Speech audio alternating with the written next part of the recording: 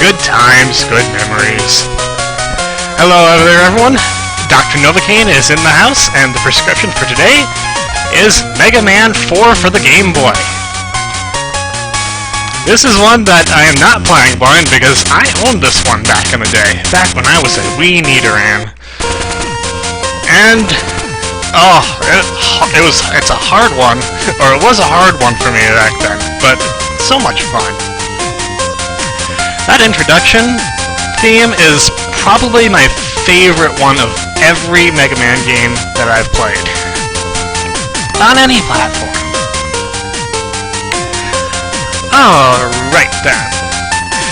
Dr. Wily has sent his most powerful robots across the world. To combat them, I have invented a new machine to make power items for you. This is the game that introduced the shop concept to Mega Man. Imagine that, a Game Boy game introducing that. Pretty nifty, if I do say so myself. And that's not the last thing that this game is going to do. That's kind of breaks the mold.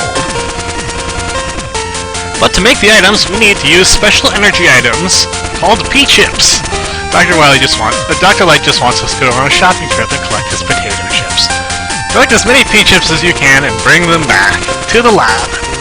The more chips you collect, the better the item I can make for you. Yes, he will make some pretty darn good items for us, but I'm going to need the proper amount of P-Chips to get those.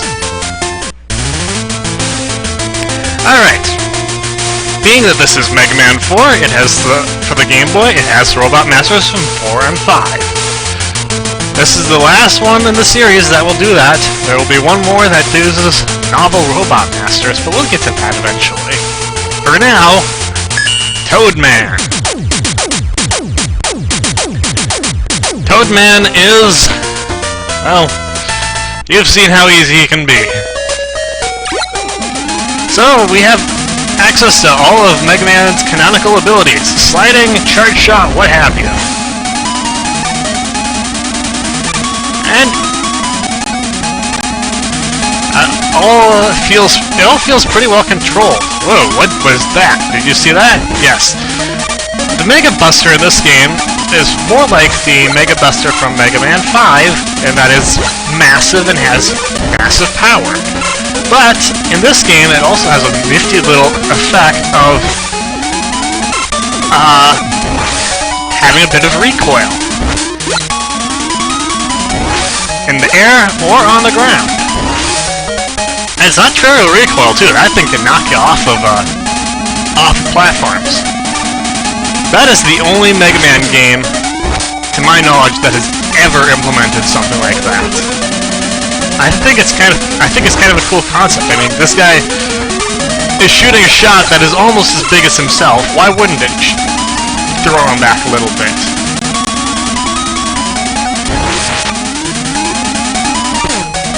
So the stage here is very similar to the original Toadman's in a lot of ways.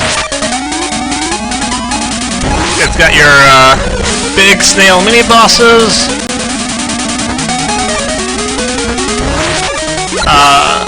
your rainy sections where the rain kind of pushes you back.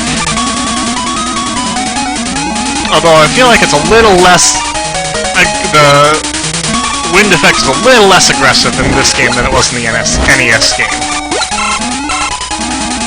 Also some hidden items in the water.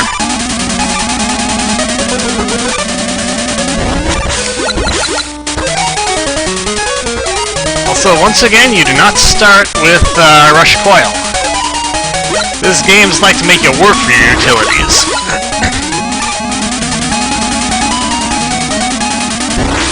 But we'll be seeing some interesting things here. We'll be seeing what I think is the first appearance of the Energy Balancer, which is probably one of my favorite items in Mega Man, even though it's not always... Even though its usefulness is kind of situational.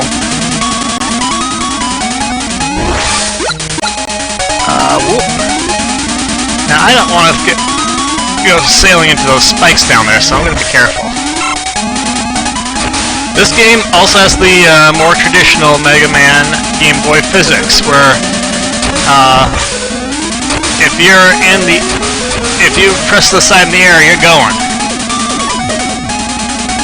So, but at this point, I'm pretty well used to that, so it's not too big of an issue.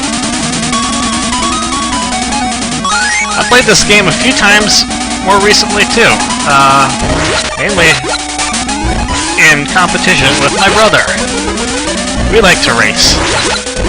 He won the first one. I came out ahead on the second. There are a couple stages there that can be deciding factors. And we have Toadman. And I didn't quite shoot him fast enough.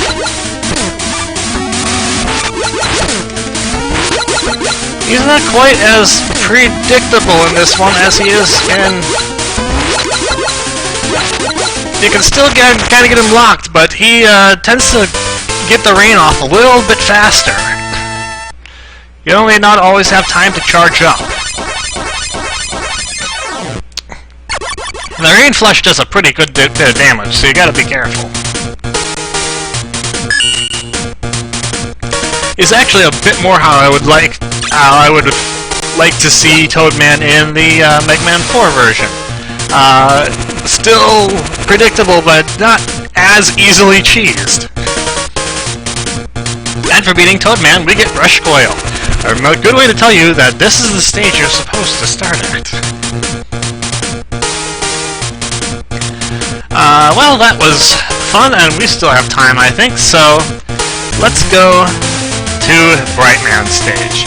You can see that we collected the letter B for brilliant playing. Yes, we are getting beat in this game. That is not in question. The only question is how fast, and it's actually going to be pretty fast. So Brightman's stage once again takes advantage of light and dark. I prefer to avoid shooting the lights out guys when I can, but it's not always going to be possible, I don't think. So Mega Man 4, in terms of difficulty, is a step down from Mega Man 3, but still not, like, simplistic. You'll see what I mean. Hope you'll see what I mean later.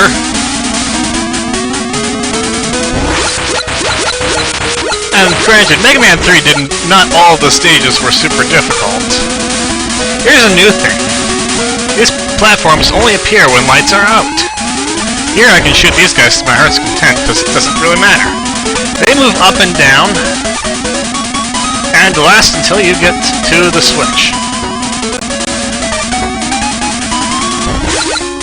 So like I was saying, Mega Man 4 is slightly less difficult. There are still some stages that can give you trouble, though. There are some stages that have given me quite a bit of trouble, to be perfectly honest. You'll be seeing one of them in the first half. This is another new platform. You move to the side and down whenever you're standing on him, so you need to be, and I'm pretty sure he terminates on the spikes, so you gotta watch out and not go too low. And that was maybe poorly planned. Also gotta be careful using the Mega Buster on him. I'm gonna try.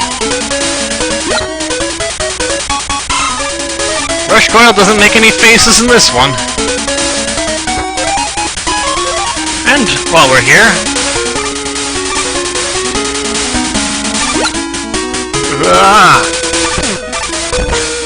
Acid Rain! It has a bit of a delay! I need to remember that. So, you can't see it at the moment because even my weapon's energy is being covered up by the darkness. But, Acid Rain uses a lot less energy in this one. See? It uses 1 unit of energy per fire, which is pretty incredible. And to compensate for that, it's not quite as powerful, but it's still powerful enough to take out a lot of the weaker enemies in one blow. And at least weaken the stronger ones. And I am going to die soon. Unless I am careful. This is me being careful! And then we get to this part. Everyone's favorite part. The back and forth platforms. There's really no way to avoid turning out the lights here. Got the E for excellent playing! Whoa. Fortunately, the platforms don't drop off, and they don't move quite as quickly as the ones from the NES version. So it's a little bit safer.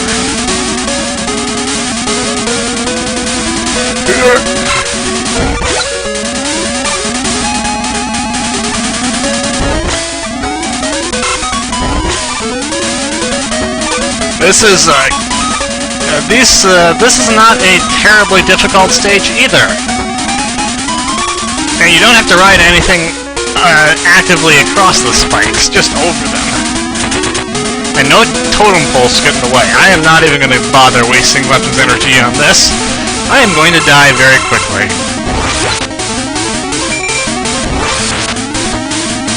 See? Brightman is, what you might call unpredictable. Rather than the set timing and pattern with which he uses his Bright Stopper in the NES game, here he'll whip it out anytime at his leisure. There's no real way to deal with it, except just to outlast him. And that is what I did. Acid Rain Flush makes it pretty easy. He goes down in 4 uses of that. For beating him, we get the Flash Stomp, which works essentially the same way it worked in Mega Man 4 proper. You stop time and then you shoot.